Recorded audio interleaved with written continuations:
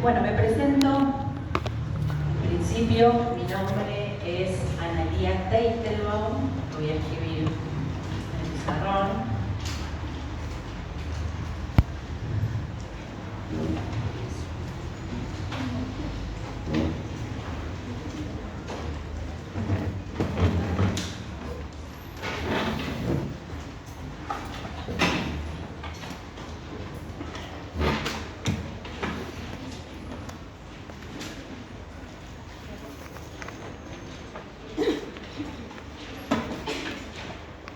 Bueno, mi nombre es Analía Teitelbaum, soy jefa de trabajos prácticos de la Cátedra de Psicoanálisis Freud, cuyo titular es David Lasnik.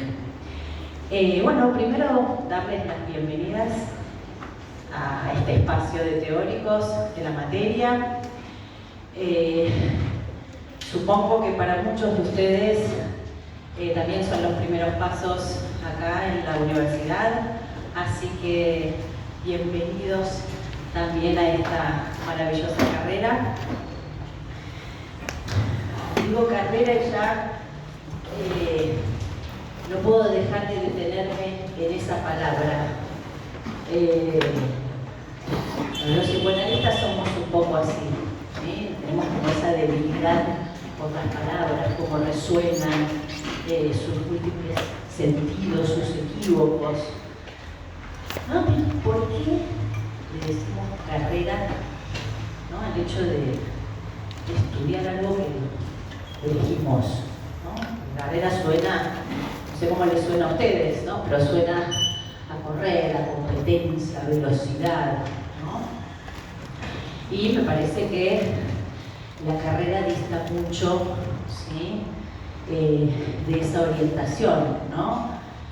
Carrera suena más a dice más de la meta, del punto de llegada que del trayecto, ¿no? Por eso a mí me gusta pensarla más como una travesía, ¿sí? Porque una travesía, ¿sí? es un atravesamiento, ¿sí? Que implica una experiencia de la cual uno no sale igual que como entró, ¿sí? Hay algo que cambia en el modo de pensar, de escuchar, de leer, ¿sí? Y en ese sentido, bueno, me parece que ustedes no van a ser los mismos que hoy están empezando, ¿sí? Así que, bueno, bienvenidos entonces a esta travesía, espero que la disfruten. Hablando de travesía, también algo similar podemos pensar en un análisis, ¿sí? El trayecto de un análisis, podríamos decir, es una travesía por la cual el sujeto atraviesa y de la cual no sale igual que como entró, ¿no? Así que bueno, bienvenidos y veremos cómo transitamos juntos esta travesía. Hacemos una foto del inicio de la travesía y después haremos una al final, si nos acordamos.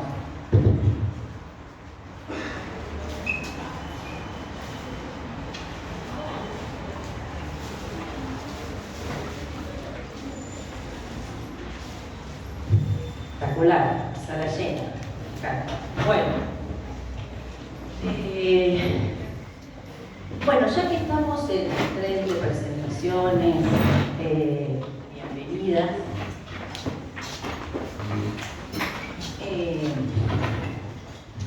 Presentemos en principio nuestro objeto de estudio. ¿Cuál va a ser nuestro objeto de estudio? Como el título de la materia, ¿sí? ¿Lo dice? Es Freud, la obra de Freud, ¿no?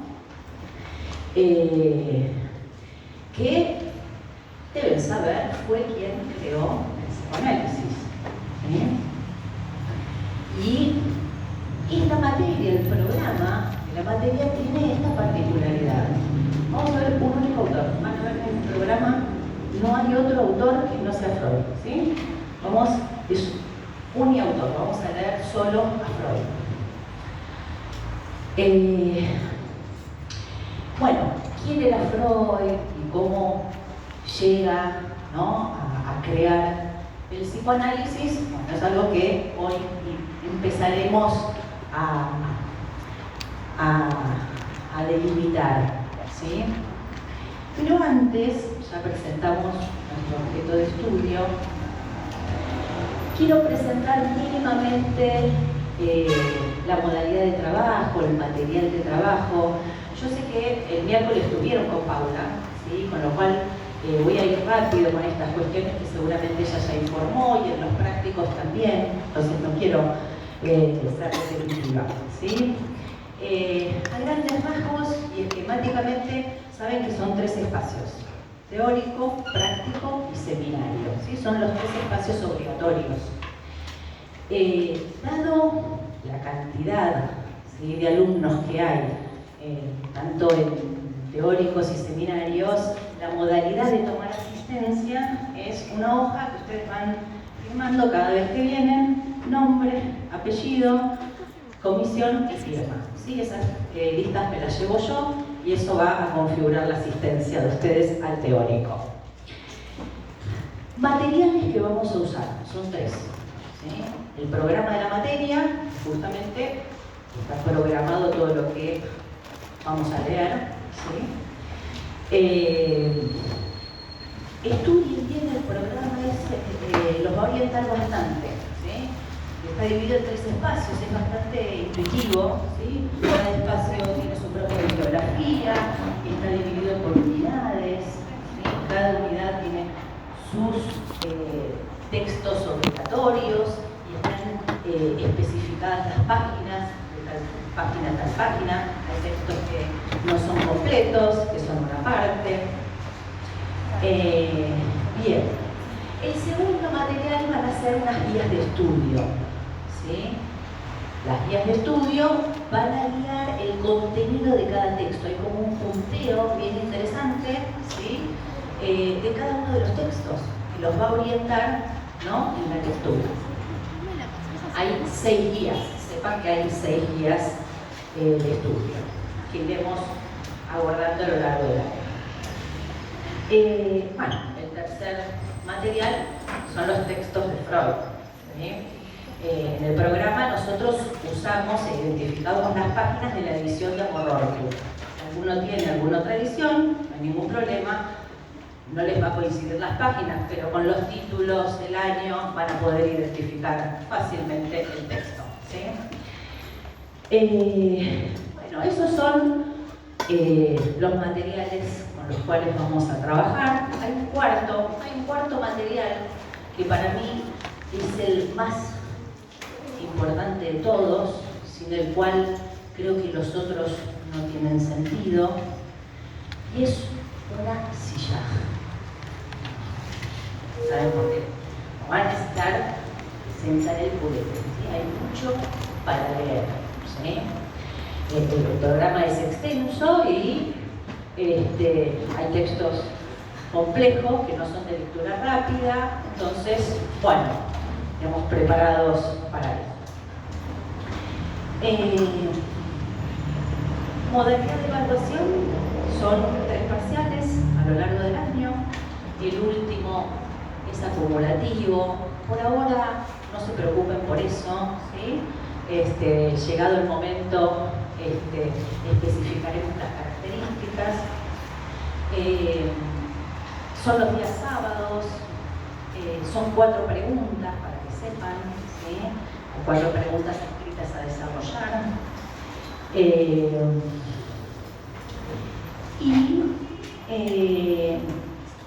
Lo que sí les puedo adelantar es más o menos las fechas de los parciales para que ustedes puedan organizarse. El primero es a fin de mayo. Yo calculo, es a corroborar, pero por cómo vienen las fechas, yo creo que va a ser el sábado 30. Digo, tiene que ser ahí el último sábado, por eso digo que a confirmar posiblemente sea el sábado 30 de mayo.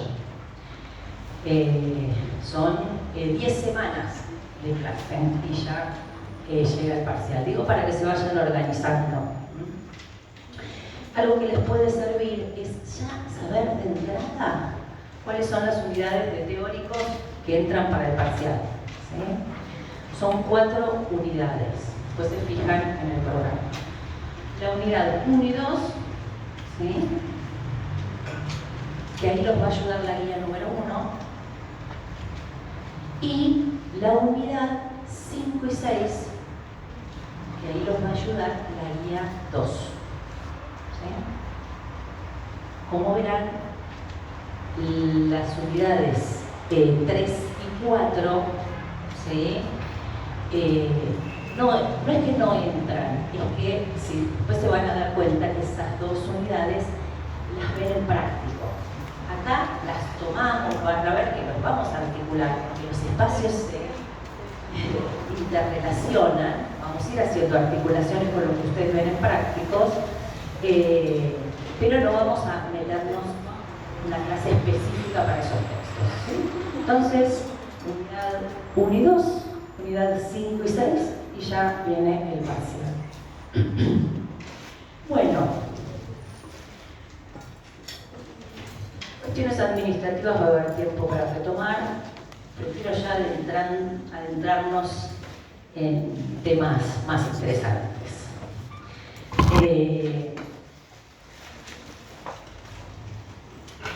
Yo empezaría a meternos, ya que hablamos de travesía, a meternos en la travesía freudiana. ¿Sí? Recién dijimos que Freud crea el psicoanálisis, ¿no? Pero tengan en cuenta que Freud era médico. ¿Sí? Freud inicia, ¿sí? Viene del campo de la medicina, ¿sí? Era médico neurólogo, ¿no? Entonces, Freud va a hacer una travesía que empieza en un campo, en un discurso particular, y termina en otro campo, que es el psicoanálisis. Entonces, vamos a ir usando el pizarrón como para, a ver si me sale, como ir haciendo el esqueleto de la clase, de lo que vamos a ir desarrollando y vamos a ir ubicando de alguna manera en el pizarrón.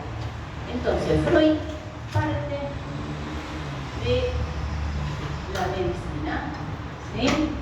El campo del discurso médico, y termina en otro campo, en el psicoanálisis, creando el psicoanálisis, el método psicoanalítico. ¿Sí?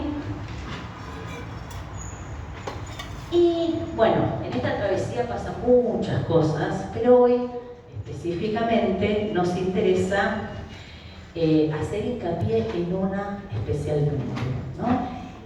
Y que tiene que ver, ¿sí?, con la importancia que tuvo para Freud el encuentro con los síntomas histéricos.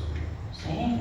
Entonces, en esta travesía vamos a ubicar, ¿no?, la importancia que tuvo para Freud el encuentro con los síntomas histéricos.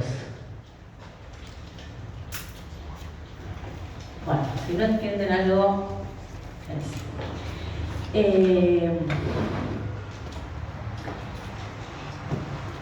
estos síntomas, ¿no?, producían bastante incomodidad en el campo de la medicina, porque eran síntomas que afectaban al cuerpo, ¿sí?, pero que la medicina no podía encontrar una explicación, ¿sí? Es decir, síntomas corporales para los cuales no se encontraba una fundamentación orgánica, ¿sí? Por ejemplo, dolores en el cuerpo, ¿no?, sin ninguna causa orgánica que los justifique, o parálisis en determinadas partes del cuerpo, cuadros de tos crónica, afonías, hasta incluso cegueras, ¿no?, donde no se encontraba ninguna lesión orgánica, ¿sí?, que justificara la ceguera. Es decir, se les hacían todos los estudios médicos necesarios, no se les encontraba nada. ¿Sí? Entonces, bueno, eran síntomas bastante enigmáticos, ¿no? Porque pensemos que eran síntomas que evidencian un cuerpo que no coincide con el anatómico, que no coincide con el sistema nervioso central, ¿no? Es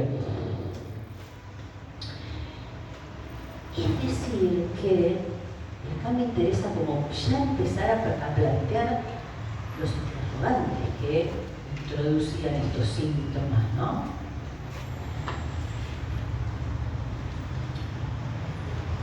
A ver, si el cuerpo padece, ¿no?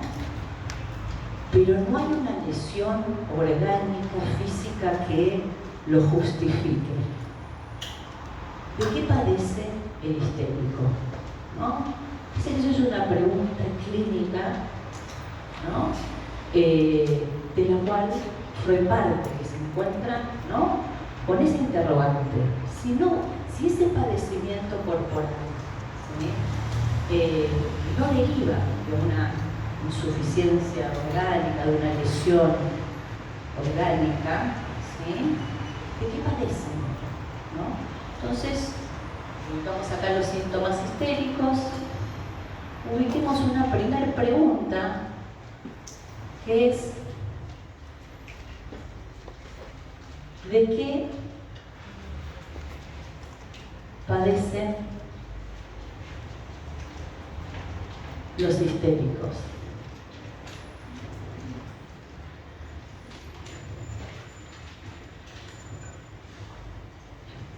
Estoy haciendo una introducción, no estoy en el primer texto, ni siquiera me estoy dando cuenta que les nombré cuál es el primer texto que vamos a trabajar. Pero en un ratito vamos a agarrar el programa y se los voy a mostrar y vamos a empezar por ahí. Estoy haciendo como una introducción necesaria para poder llegar a ese texto, ¿sí?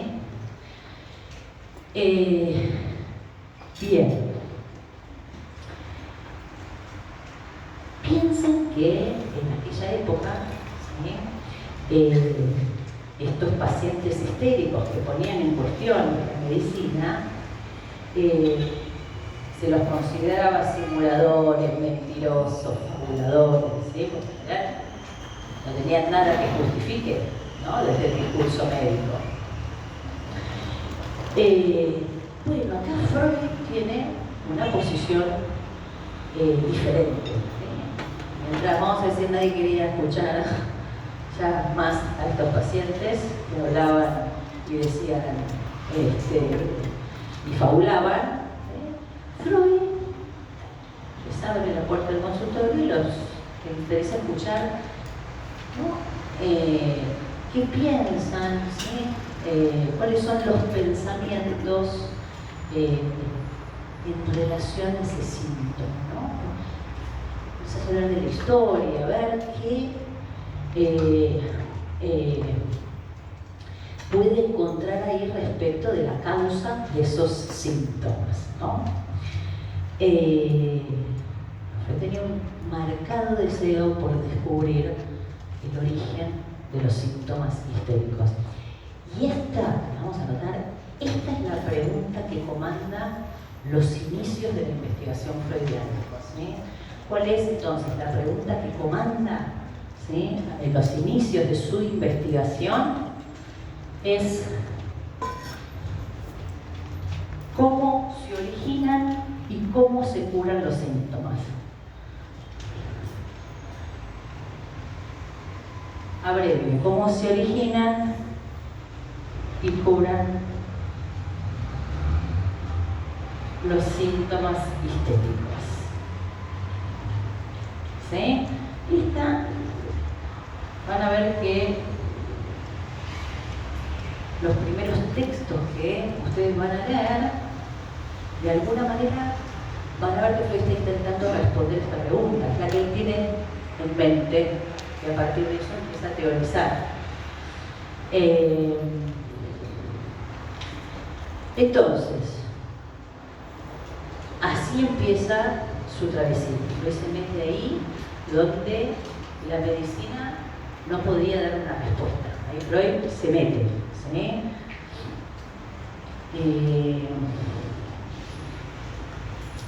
¿Vamos bien? ¿Acá? Y vamos a ver que es buscando el origen de los síntomas histéricos que Freud se va a topar, va a descubrir el inconsciente. ¿Sí? No al inicio, pero estoy como enmarcando un poco cómo Freud, a partir de la clínica, ¿sí?, lo lleva a Freud a descubrir el inconsciente, a descubrir que hay pensamientos que el sujeto no reconoce como propios, pero que, sin embargo, tienen efectos y son el fundamento del origen de los síntomas.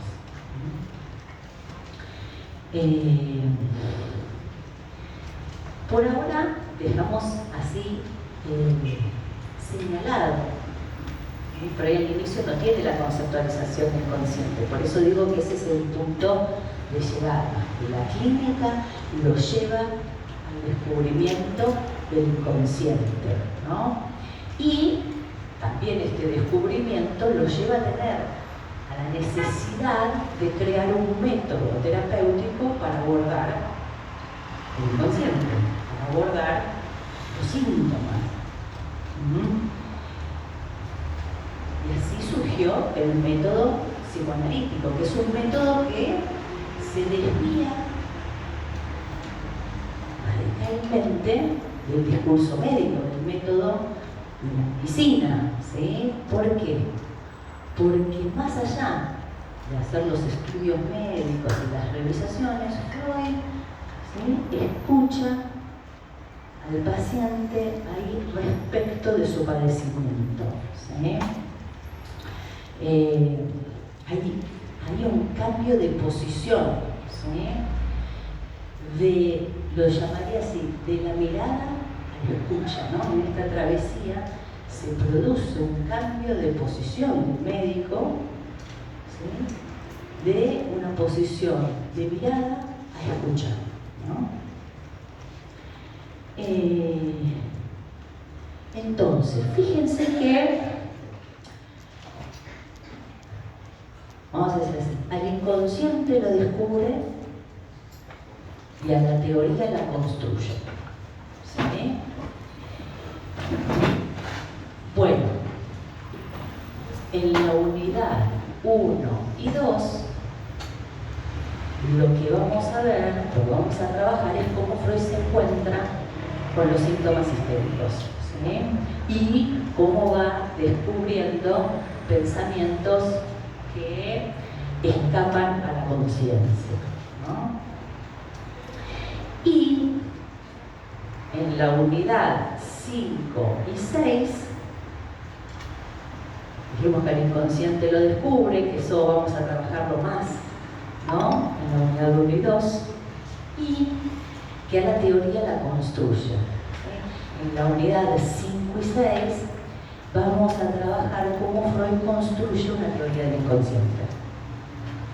¿Sí? Cómo construye una teoría del aparato psíquico.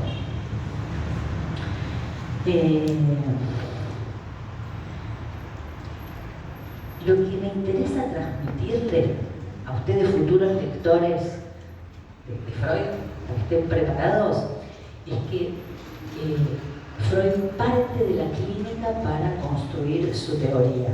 ¿Sí? No es que Freud inventa una teoría para después aplicarla a los casos, no, le diría que es al revés. Parte de los casos para construir su teoría, ¿no? Entonces, ¿por qué hago hincapié en esto? Porque el programa nos vamos a dedicar a eso, cómo Freud construye los conceptos psicoanalíticos a partir de la clínica. ¿Sí? ¿Y por qué digo que es importante? Porque ir construyendo la teoría a partir de la clínica hace que la obra tenga una característica muy que Freud va a ir reformulando constantemente lo que dijo antes, ¿sí? Entonces nosotros tenemos que estar preparados para encontrar diferentes momentos en la conceptualización freudiana, ¿sí?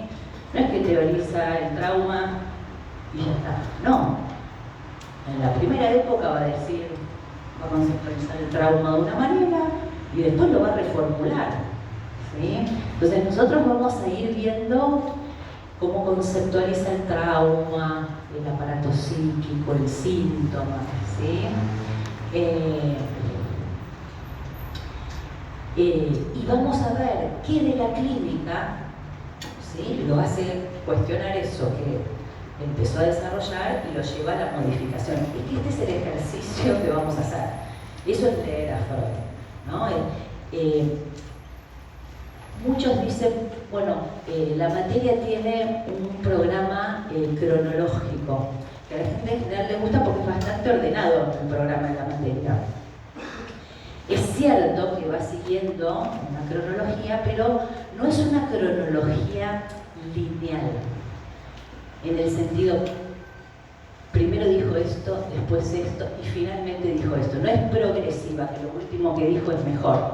No, un momento no anula el otro. Vamos a necesitar de esas primeras conceptualizaciones para llegar a las últimas. Si no, directamente iríamos al final de la obra de Freud.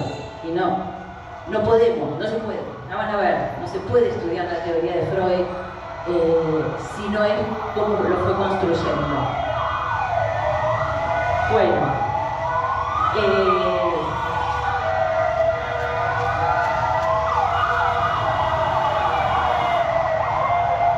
Algo pasó cuando venía para acá, un aluvión de... Bueno,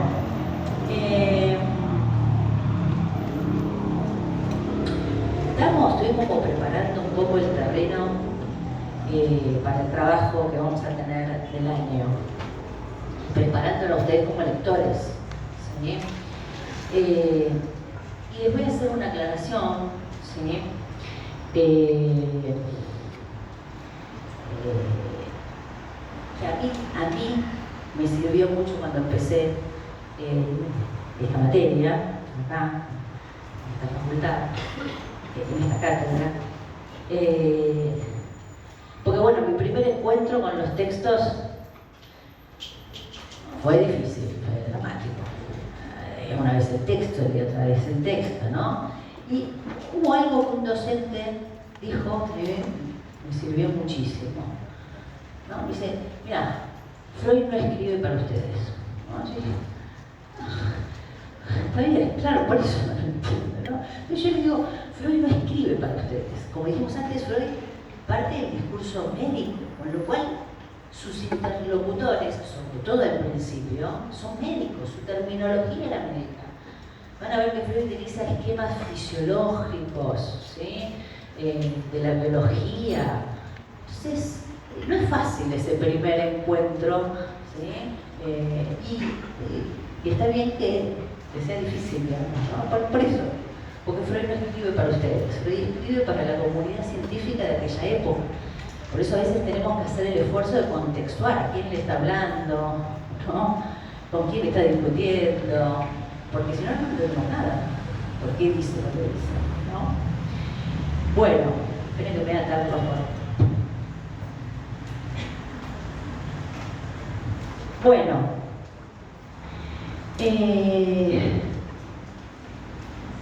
bueno, ya entramos como en clima, como para empezar a meternos específicamente con la unidad número 1 de teóricos, ¿no? Si tienen ahí el programa, la unidad número 1 tiene un título.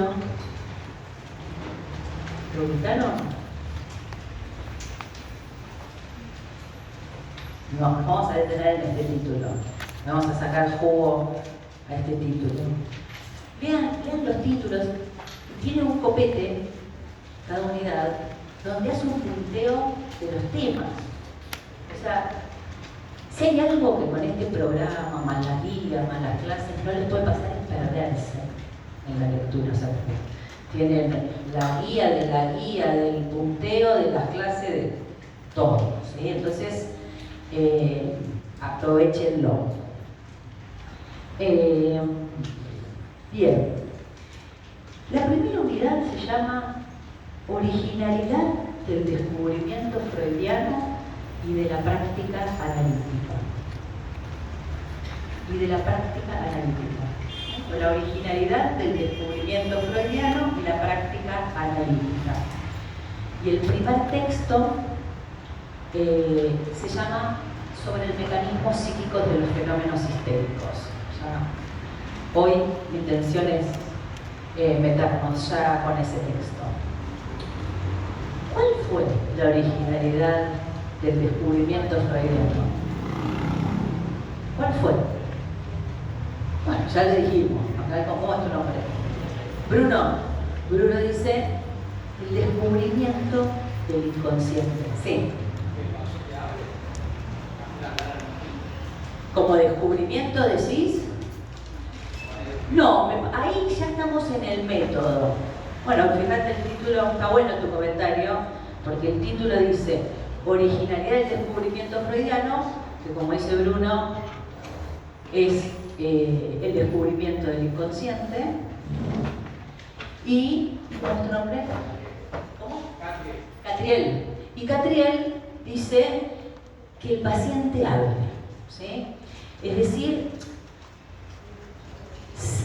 lo voy a decir, a eso tenemos que llegar, pero si el inconsciente solo tenemos noticias por el discurso del paciente, en lo que habla, bueno, es algo observable.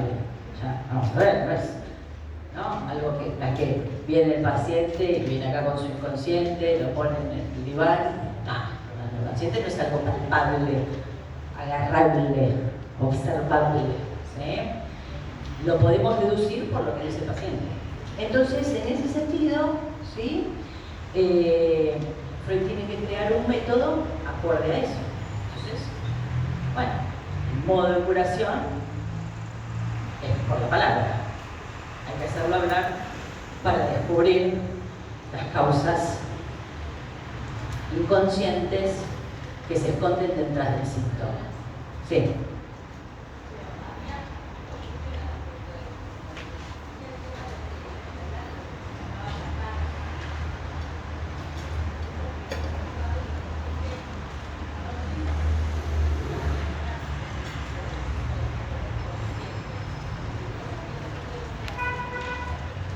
Ya vamos a ver cómo se manifiesta. Porque piensen una cosa que quiero aclarar para que no genere confusión. El primer texto que vamos a trabajar, Freud no tiene el concepto de inconsciente. ¿Sí?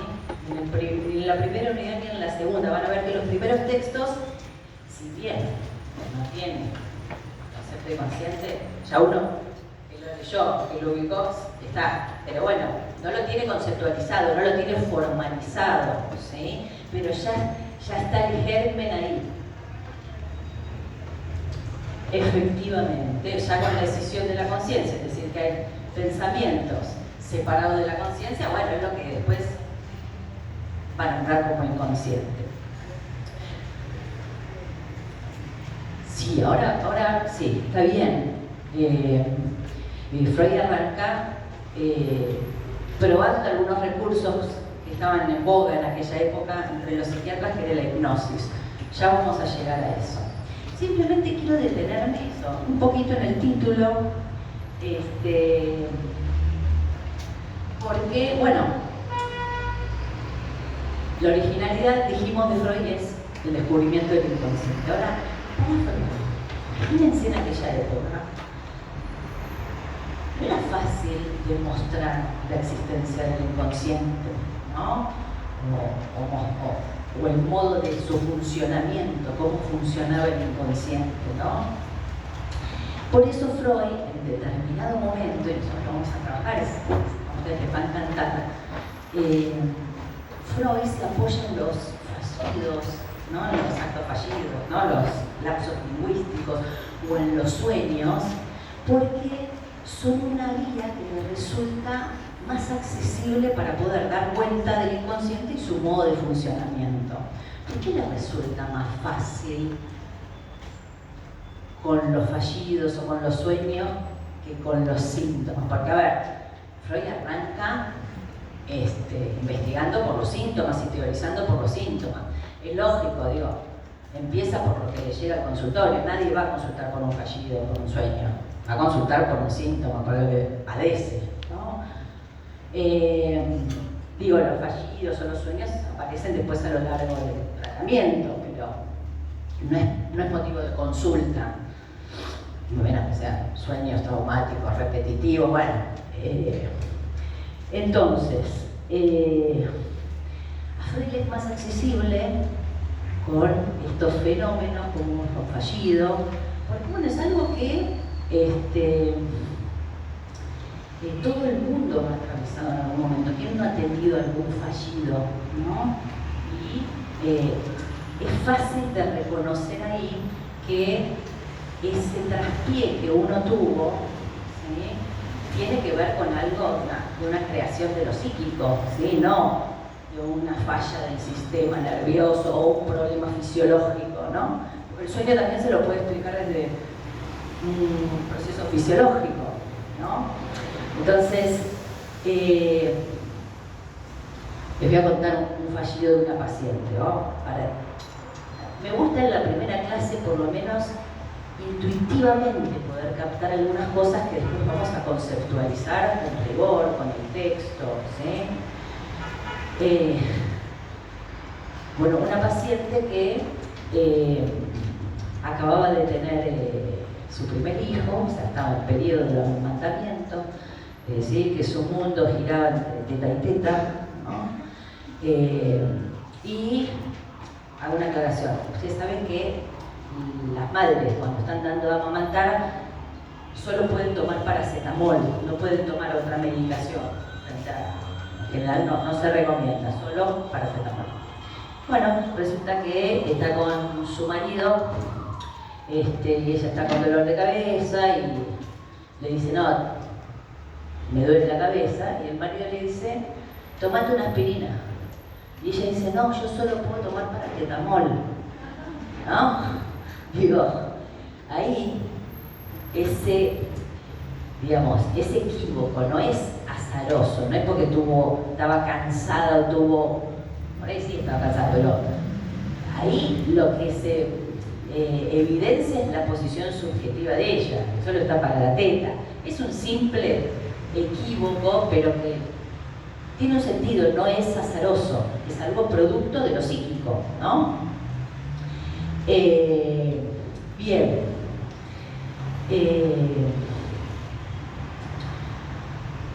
Digo, imagínense si alguno de ustedes se equivoca, ¿sí?, y en vez de decirle a su pareja el nombre, le dicen el nombre de un ex. ¿Qué pasaría ahí? Digo, ahí nadie duda de la existencia del inconsciente, ¿no? Ahí estamos todos de acuerdo, ¿no? Digo, estos fenómenos a Freud le sirven, ¿no?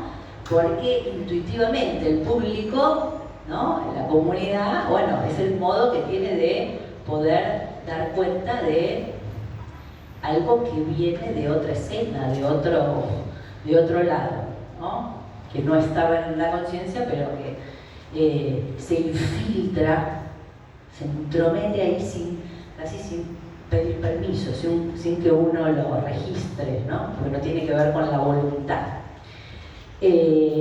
Entonces, les decía esto, ¿no?, que la originalidad es que Freud va a descubrir el inconsciente, que bueno, que no es fácil para él poder demostrar la existencia o el funcionamiento del inconsciente, cuáles son los mecanismos para que se produzca este paracetamol, ¿sí? Pero les decía que es más difícil en los síntomas, que es con lo que Freud arranca, poder dar cuenta de su relación con los pensamientos inconscientes reprimidos, ¿no? Entonces,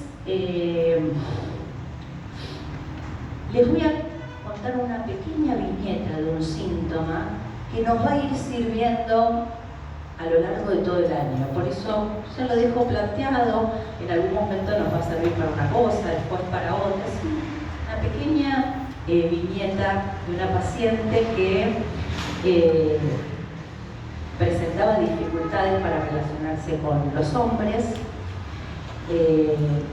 Cada vez que estaba solas con un hombre, tiembla, agarra como unos temblores, como unos movimientos involuntarios que ella no sabe por qué le pasa y bueno, le estropean todos los encuentros, ¿no? El síntoma son estos temblores, ¿sí? Bien, aclaremos que no tiene ningún problema orgánico, no tiene Parkinson, ¿sí? Es algo totalmente enigmático, ¿no? Esto que le pasa en el cuerpo, que irrumpe en el cuerpo, ¿no? Y hay un recuerdo que ella relata durante el tratamiento y que permite algún esclarecimiento, ¿no? Permite alguna hipótesis de lo que pasa, ¿no? Ella cuenta que de chica mantenía algunos juegos sexuales con un primo un poco mayor que ella que vivía en la misma casa, ¿no? Hago corta, en una oportunidad la madre entra a la habitación y los agarra infragantis en ese juego y mamá se enoja. Bueno, recorto la frase que me parece que tuvo en ella un efecto determinante, y es que en ese momento la madre, temblando, dice: no podés estar a solas con un hombre, ¿sí? ¿No? Ella cuando lo cuenta, ¿no? Se escucha en esa frase que sanciona su sexualidad de alguna manera como prohibida. Ella escucha ahí que eso tiene relación con su síntoma, con no poder estar a solas con un hombre, ¿no? Entonces, ¿qué quiero ilustrar con esto, no? Que fíjense cómo un recuerdo inconsciente puede tener efectos a pesar de no ser consciente, ¿sí? Y fíjense cómo determina su modo de relacionarse con los hombres, ¿no? Bueno, acá tenemos un síntoma corporal, ¿sí? Un síntoma histérico, un síntoma corporal, cuyo origen parece estar más determinado por su historia, ¿sí?, que por una causa orgánica, ¿no? Pensemos esto, pensemos en este caso. Ahora por ahí les va a quedar medio suelto, pero después lo van a entender. En esta cuestión, ¿no?, del temblor que aparece en el cuerpo, ¿no? Es como si ese recuerdo, esa representación de no podés estar sola con un hombre, ¿no? Es como si se actualizara, se desplazara el cuerpo, ¿no? Como que aparece en el cuerpo, como un recuerdo, una representación, se desplaza en el cuerpo. Esto es algo como enigmático, ¿no? ¿Cómo se explica, ¿no?, esto? Bueno, hasta ahora solo generé enigmas, ¿no? Bueno,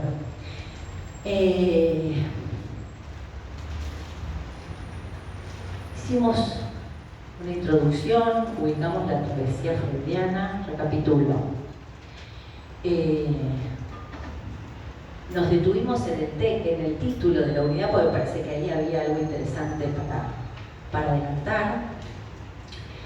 Y vamos a empezar a meternos en el primer texto de la unidad, que se llama sobre el mecanismo de los fenómenos histéricos.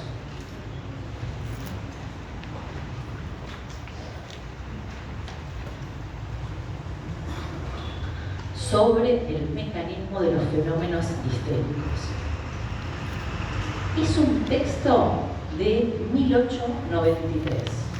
No es de pesada, que les digo los años, y tampoco mi intención es que se lo guarden, pero es una referencia. Como Freud va construyendo, como dijimos, su teoría en la medida de la marcha y contramarcha de su experiencia clínica, ¿sí? Es importante saber dónde uno está parado de su obra, ¿sí? Entonces, bueno, 1893 son los inicios de su investigación, los primeros textos que empieza a escribir, a teorizar. Y fíjense, ustedes en práctico están viendo neuropsicosis de defensa, con los que ya tuvieron o hubo feriados. Pero el primer texto de práctico es neuropsicosis de defensa, que es un año después que este texto, ¿sí? O sea que en neuropsicosis de defensa ya hace un avance respecto de sus investigaciones. Entonces tengan en cuenta que este que vamos a ver es anterior a un año anterior a neuropsicosis de defensa, y es un texto previo a la consolidación del psicoanálisis, ¿sí? Es un texto pre-psicoanalítico. Todavía no tiene teorizado el inconsciente, no tiene conceptualizado la noción del inconsciente. Y es un texto que, como les decía, va a intentar responder esta pregunta que comanda los inicios del análisis, ¿sí? Cómo se originan y cómo se curan los síntomas.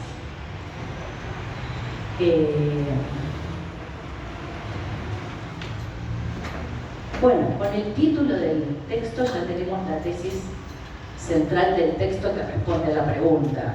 No estaría expoliando nada, ¿sí? ¿Cómo se originan los síntomas? Título del texto. ¿Cuál es el título del texto? Se origina por un mecanismo psíquico. Esa es la tesis, una de las tesis centrales del texto, ¿sí?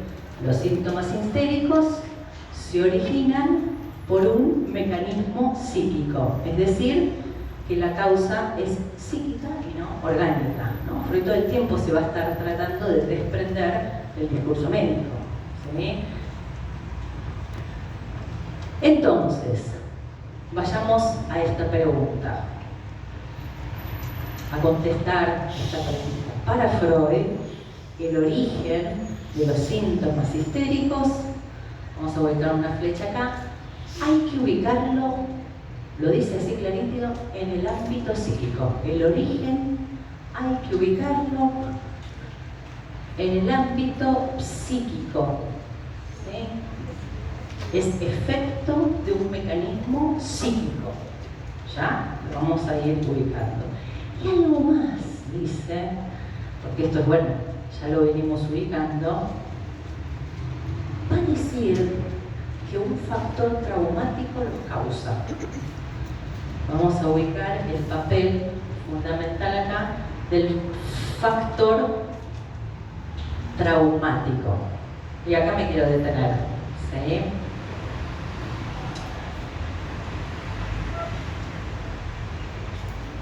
Es decir, que en el origen de los síntomas histéricos opera un factor traumático en su causación.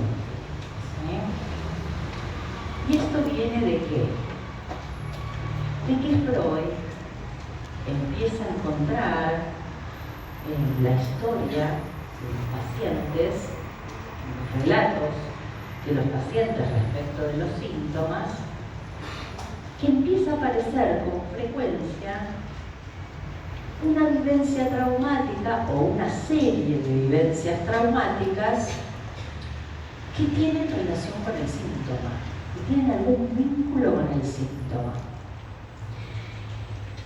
Bueno, esta regularidad que Freud encuentra en su experiencia clínica lo lleva a suponer que esas vivencias traumáticas tienen un papel fundamental en el origen de los síntomas, ¿no? Entonces, una articulación central de este texto es la articulación entre síntoma y trauma. ¿Sí? Dejamos ubicada una articulación central que vamos a hacer en este texto. Ya veremos, ahora nos vamos a empezar a adentrar qué concepción de trauma tiene Freud, ¿no? Y qué papel cumple en el origen de los síntomas histéricos.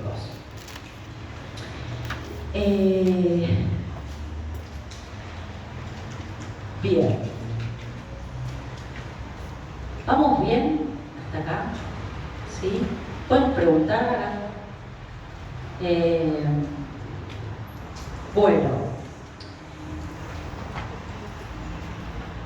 Estamos acá en los primeros pasos, las primeras travesías freudianas, y sus primeros pasos estuvieron muy influenciados por dos científicos de mucho prestigio, muy reconocidos en aquella época. ¿Saben quién son? Charcot y Breuer, efectivamente. Charcot y Breuer. Voy a anotarlos acá. Charcot y Breuer se escribe. Breuer, ¿sí? Charcot y Breuer, ¿no? Entonces, este texto, el primer texto que vamos a trabajar, es fruto del intercambio que ha tenido con estos dos científicos, ¿sí? Y así arranca el texto de Freud. Freud comienza el texto relatando su experiencia con Charcot, ¿sí? Y todo lo que le permitió aprender respecto de los síntomas histéricos. Rápidamente, ¿quién era Charcot? Después ustedes pueden investigar. Charcot era un neurólogo francés muy prestigioso, muy reconocido, y estaba muy interesado por indagar las causas de los síntomas histéricos, ¿sí? Y Freud decide viajar a París, irse a París a estudiar con él al hospital donde Charcot era el jefe de neurología. ¿Sí? Era un hospital público, muy conocido. Existe todavía, se lo puede ir a ver si uno tiene la suerte de ir para allá, que es la Salpêtrière, ¿no? O sea que él se iba a la Salpêtrière a estudiar, como lo que hoy podríamos llamar una pasantía. Se fue a hacer una pasantía con Charcot. Bien, ¿y qué le interesaba especialmente a Freud de las investigaciones de Charcot? ¿No? Que hoy por hoy, no sé, resultan un poco extrañas las investigaciones de estos médicos de aquella época. Charcot estaba realizando una investigación sobre las parálisis histéricas, ¿sí?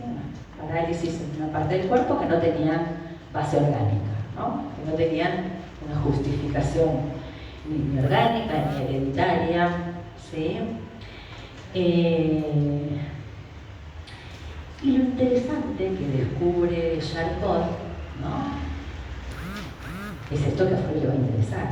El tipo encuentra ahí una regularidad, ¿sí? Algo que se repite con frecuencia en muchos, no todos, pero muchos de estos casos de parálisis, que si bien no se encontraba una lesión orgánica, sí aparecía una vivencia traumática, una serie de vivencias traumáticas que habían ocurrido un tiempo atrás y que tenían relación con el síntoma, ¿no? Esto le resultaba interesante a Freud porque si el origen, sin el origen hay determinación por un trauma, por una vivencia traumática, ¿sí? Cae la idea de que es una mera simulación, ¿no? Que podría ser algo hereditario. Ahí encuentra algo del orden de un acontecimiento traumático que determina, que parece estar determinando esos síntomas. Entonces no es mera simulación. Entonces, con lo cual, digo, las investigaciones de Charcot le van a permitir a Freud desprenderse de esa idea más orgánica de los síntomas histéricos, ¿no? Y lo que le va a permitir es ubicar esos síntomas en el ámbito psíquico, ¿no? Y ahí este texto, Freud quiere contar la experiencia con Charcot porque le permite armar todo lo que descubrió al estudiar con él, ¿no? Bien. Y estos cuadros de parálisis histéricas se los denomina histeria traumática, justamente por ser efecto del trauma, ¿sí? Entonces, acá en Charcot vamos a sacar una flechita, ¿sí? Para ubicar que la investigación de Charcot se centra en las denominadas histerias traumáticas, ¿sí?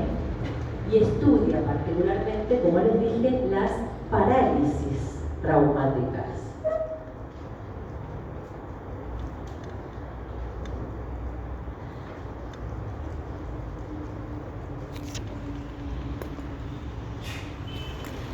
Y lo que va a decir, todo esto nos cuenta Freud de Charcot, ¿sí? Ese es el texto, el inicio del texto.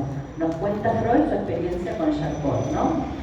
Y lo que nos dice es que la vivencia traumática tenía que tener ciertas condiciones, ¿sí? Para que funcionen como traumáticas, ¿no? Entonces, la vivencia para Charcot tenía que tener ciertas condiciones para que se constituya como traumática y produzca un síntoma histérico, una parálisis traumática. ¿Cómo define a lo traumático? En principio va a decir que es una vivencia grave, bastante impreciso, es una vivencia grave al modo de un golpe o un accidente que afectaba una parte del cuerpo, ¿no?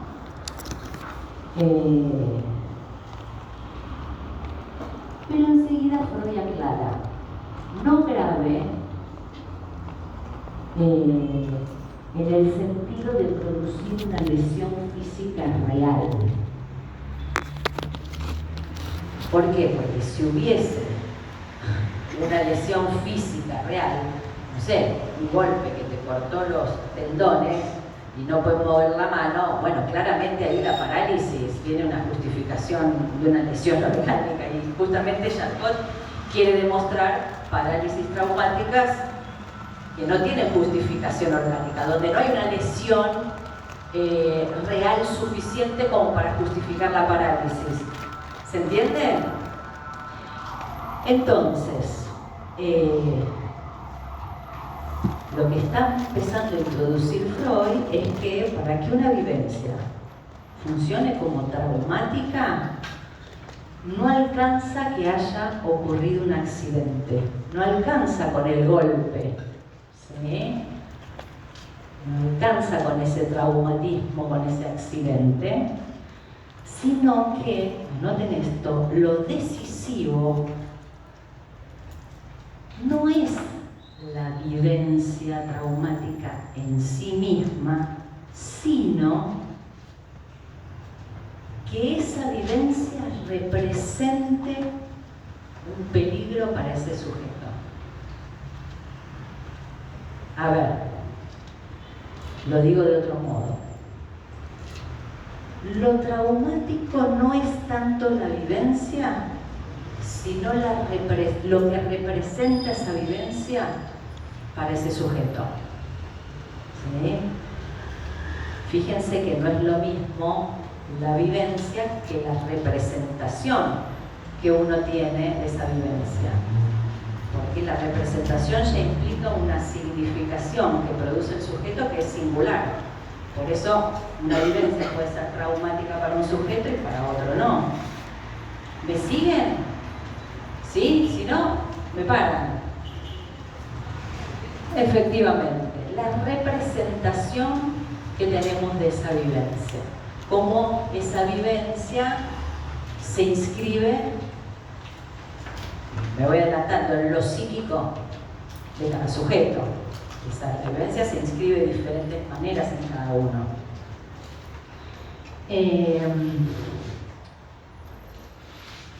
Bien, y Freud va a dar un ejemplo de un obrero que se le cae una viga. ¿Lo leyeron? No, todavía no. Freud da el ejemplo, creo que es un paciente de Charcot, que lo saca de Charcot.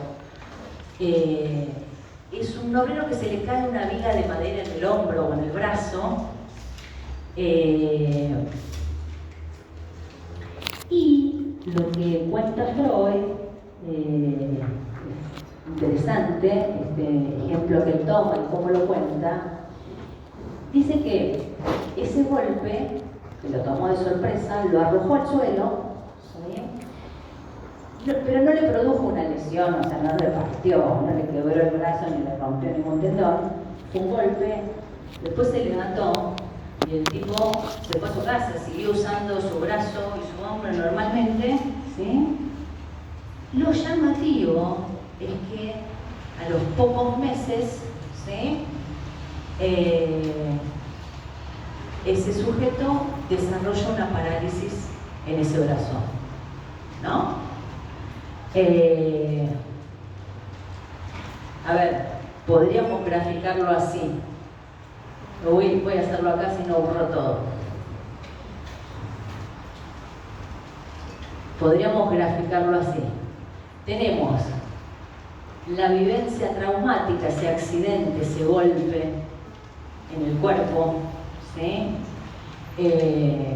Lo traumático, y voy a hacer un espacio temporal, porque dijimos que esa vivencia no produce en ese mismo momento seguido el síntoma, sino que pasan unos meses y después de repente aparece el síntoma.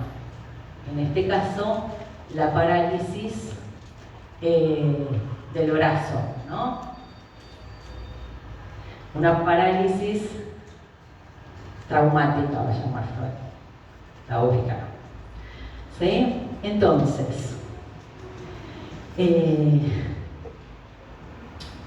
fíjense, ¿por qué lo grafico así? Porque estoy abriendo, no hay una relación directa entre la vivencia, no es que la vivencia directamente produce el síntoma. Estoy abriendo un espacio, lo psíquico, ¿sí? Pero todavía Freud, pero hay un espacio, ¿sí? Entre la vivencia y el síntoma, entre lo traumático y el síntoma. Dijimos que una de las articulaciones centrales es el síntoma y el trauma. Estamos articulando eso, el trauma y el síntoma, ¿sí? La pregunta que surge es: ¿cómo una vivencia ocurrida mucho tiempo atrás, ¿sí? puede producir con efectos retardados, después de un tiempo, un síntoma, ¿no? ¿Cómo se explica eso? Uno podría decir que pareciera que esa vivencia quedó como un recuerdo que el sujeto no tiene presente, ¿sí?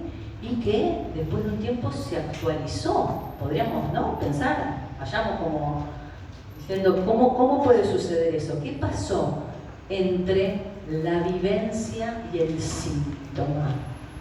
¿No? ¿Qué pasó en el interín? ¿Qué mecanismo produjo que esa vivencia se actualice después de mucho tiempo, ¿no? Entonces, este entre que yo estoy tratando de empezar a armar con este esquema es el campo de investigación de Freud, ¿sí? ¿Qué mecanismo opera entre el trauma y el síntoma? ¿Sí?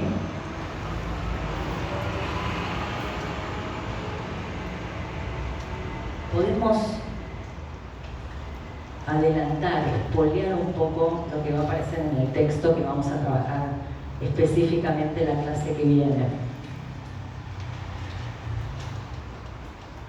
Freud va a ubicar entre ese vivenciar traumático y el síntoma el mecanismo psíquico, ¿sí? Un mecanismo psíquico. Es decir que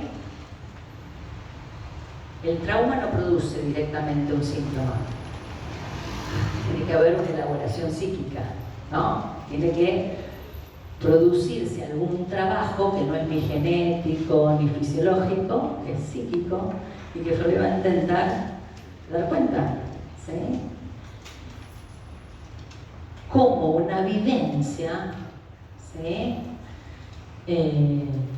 Pensemos en el síntoma de la paciente de los temblores, ¿sí? Cómo esas vivencias relacionadas con este primo y la frase de la madre, esa historia que ella tiene, ¿cómo se desplaza el cuerpo?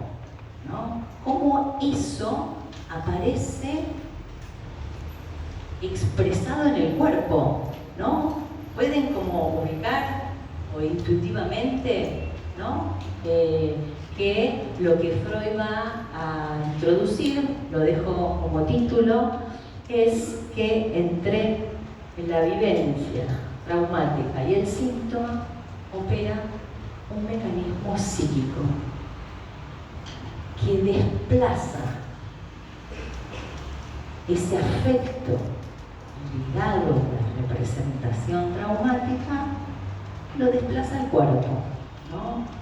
Conformando un síntoma histérico, ¿sí?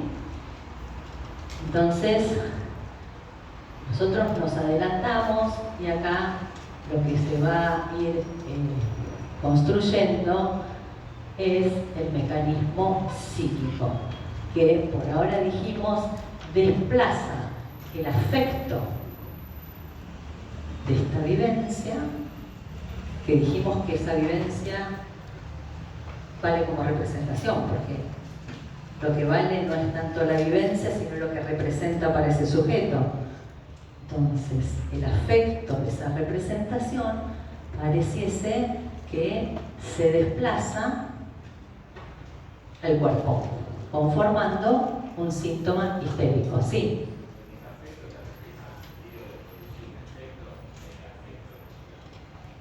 Bueno,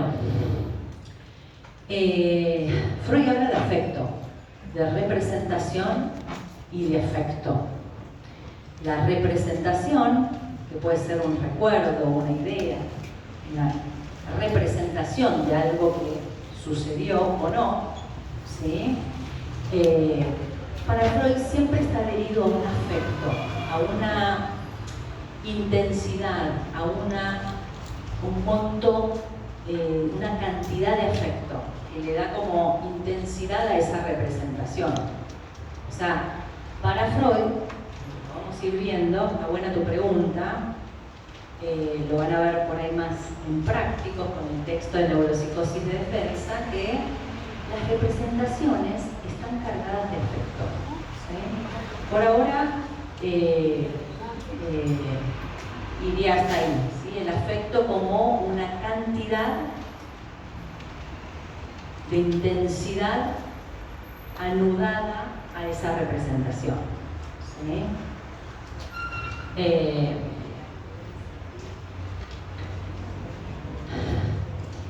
En principio no está muy... es un término complejo porque Freud no se explaya ahí en definir, viene también mucho de otras disciplinas que Freud toma, ¿sí? De ejemplo, no lo estoy diciendo bien, un autor que habla, digamos, de la energía que circula, ¿sí? Por las neuronas, ¿sí? Viene por ese más discurso energético que Freud va a tener al inicio. Después, acá lo voy a complicar, con el concepto de pulsión, ya ahí va a tomar ese afecto un lugar en el campo del psicoanálisis muy preciso que no va a ser el sentimiento, ¿sí? Pero bueno, por ahora nos vamos manejando con lo que Freud puede empezar a decir, a teorizar, y lo hace de este modo, ¿sí? Bueno, entonces,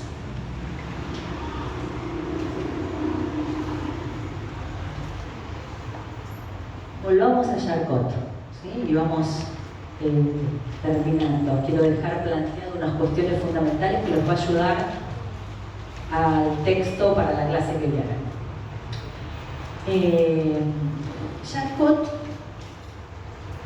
estamos acá, en esta pregunta, en esta incógnita que yo abrí: ¿qué pasa entre el trauma y el síntoma? ¿Qué sucede para que se produzca un síntoma, ¿no? Y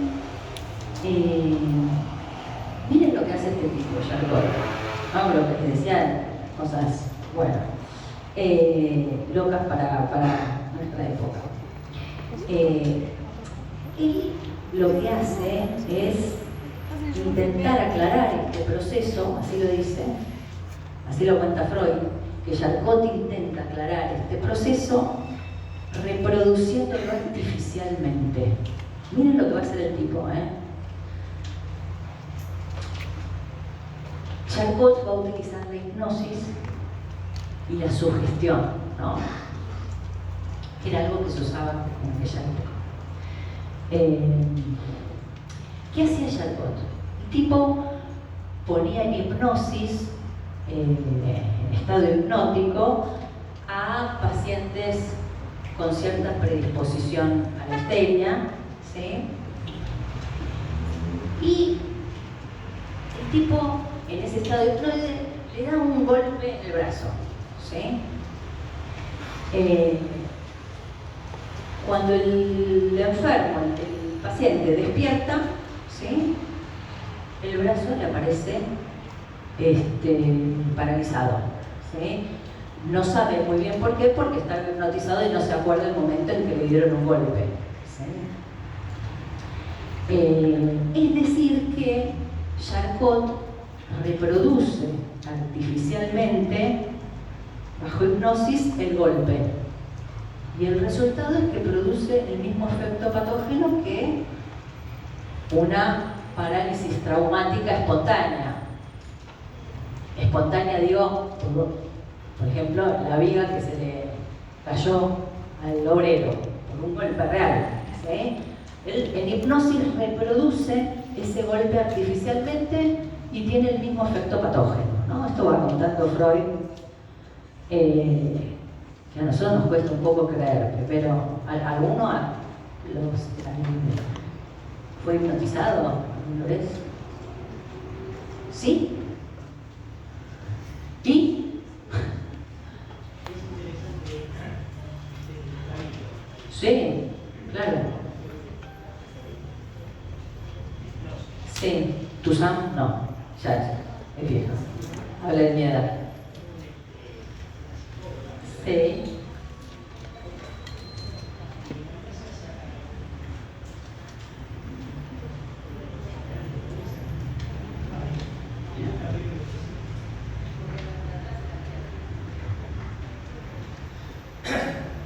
Bueno,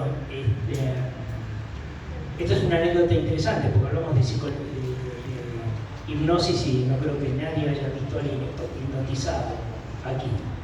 Era un espectáculo, un hipnotizador.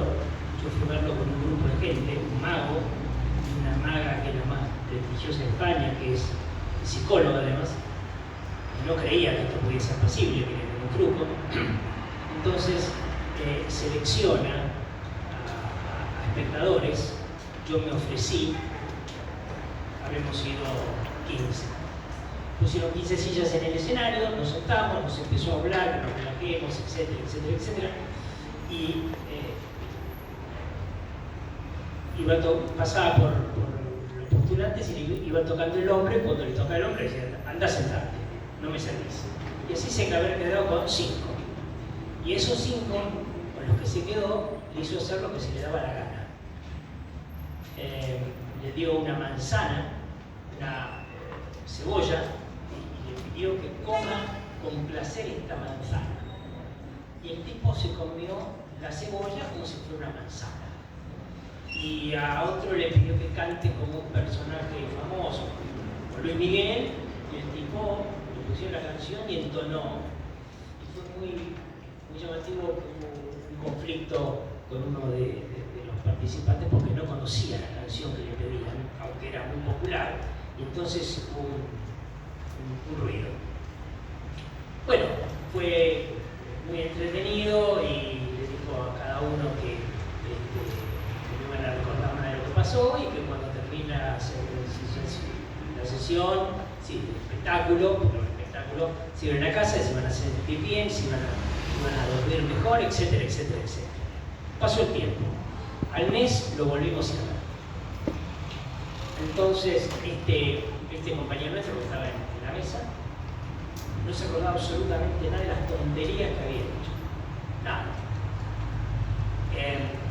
Sí, pero no todos pudimos ser hipnotizados, porque yo puse voluntad para ser hipnotizado.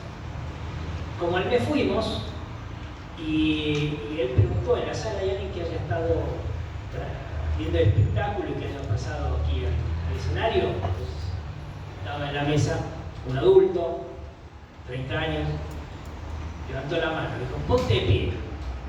El tipo se pone de pie y un mes después le dice, te vas a dormir a la 1, a las 2 y a las 3. Y el tipo se quedó dormido, de pie. Él siguió haciendo su espectáculo, hizo algo, y a los 5 minutos le dijo, te voy a indicar ahora que te despiertes. ¡Pum! Y lo despertó. Y el tipo que estaba de pie, en otra mesa, no se acordaba absolutamente nada de lo que había pasado. Y eso existe. A ver, más allá de si existe o no, bueno, a mí nunca me hipnotizaron, es como que me cuesta, pero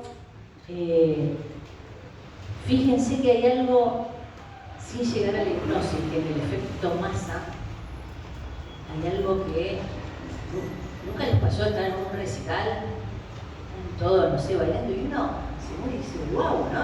Como que hay algo que te hipnotizás y sacás algo que por ahí no lo harías en otro estado, ¿no? Freud habla en psicología de las masas, ¿no?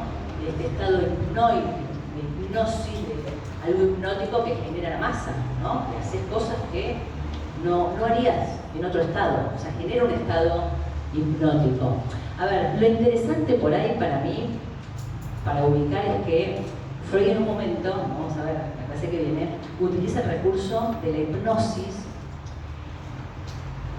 para hacer hablar al paciente de lo que no puede decir en estado consciente, ¿sí? Es como que, lo voy a decir así mal y pronto, la hipnosis es como que duerme al yo, ¿no? El yo es el que ahí impide que advengan los pensamientos que uno le generan displacer o que le generan algún conflicto, ¿no? Entonces, la hipnosis un poco en el campo de la psiquiatría se usaba para poder, Breuer y Freud lo usaban como método para poder encontrar cuál era el recuerdo, aquella vivencia traumática que está detrás del síntoma y que se supone que lo ha ocasionado, ¿no? Entonces, después Freud va a abandonar la hipnosis porque por ahí, el que hacía el descubrimiento, el que llegaba a eso era el médico, pero el paciente no, porque el paciente estaba dormido, con lo cual no surtía ningún efecto que otro se entere de cuál era, ¿no?, el acontecimiento traumático. Para Freud lo que va a hacer efectivo es que el sujeto llegue a eso, con lo cual, ¿a qué método va a pasar después? Al método de la asociación libre, que lo habrán escuchado. Pero esperen, ¿qué hora es? Tenemos todavía unos minutos que quiero dejar planteado algo, ¿sí? Gracias por la historia, mi novia. Entonces les decía que Charcot hace estos experimentos. Hipnotiza al paciente, produce el golpe artificialmente y produce el mismo efecto patógeno. Pero lo que más cautiva a Freud, el experimento que hace Charcot, es que Freud pone la hipnosis al paciente y en vez de darle un golpe, lo sugestiona verbalmente. Anoten este término, sugestión verbal, ¿no?, que tiene su importancia. Hipnotiza al paciente, lo duerme y le dice: tu brazo está paralizado. Es decir, escuchen esto, sustituye un golpe, en vez de darle un golpe, lo dice en palabras, ¿no? Da una orden: tu brazo está paralizado, ¿sí? Y cuando el tipo despierta, su brazo estaba paralizado, ¿sí? Es decir, que es interesante este experimento de Charcot. A Freud le interesa mucho porque lo que se evidencia es que las palabras, las representaciones, tienen el mismo efecto patógeno que un golpe realmente acontecido, ¿no? Entonces, en este esquema, si acá ubicamos la vivencia traumática, el golpe, ¿se acuerdan? Lo que hace Charcot es sustituir el golpe por una sugestión verbal. ¿Y qué es lo que genera? El mismo efecto patógeno. También se produce una parálisis traumática artificial. Acá teníamos parálisis traumática espontánea y acá parálisis traumática artificial, ¿sí? Es decir, que se produce una analogía entre ambas.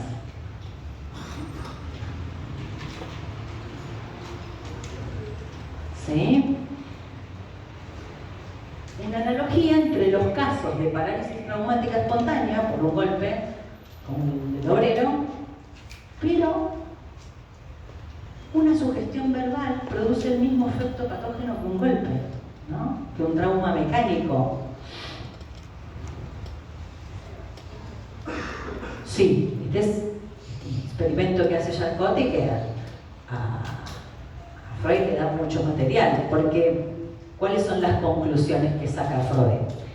Que si la representación, si una representación, ¿sí?, puede producir una parálisis, eso obliga a suponer entonces que también en las parálisis traumáticas espontáneas hubo una representación semejante actuando en la génesis del síntoma, ¿sí? Y volvemos a esta idea de este texto. Sí, una representación tiene el poder de producir una parálisis traumática, ¿sí?, un síntoma. Si una palabra tiene el poder de producir, de tener efectos en la constitución de un síntoma, eso lo obliga a pensar, a suponer a Freud que también en la parálisis espontánea, en el golpe del obrero, también lo que operó ahí, lo decisivo, no era la vivencia, sino la representación de peligro que tenía esa vivencia, ¿sí? digo algunas cositas más, lo vamos a retomar, no se preocupen, no tienen ni siquiera leído el texto. Cuando lean el texto y volvamos la próxima clase, espero un poquito más se aclare. Pero una cosita más voy a decir.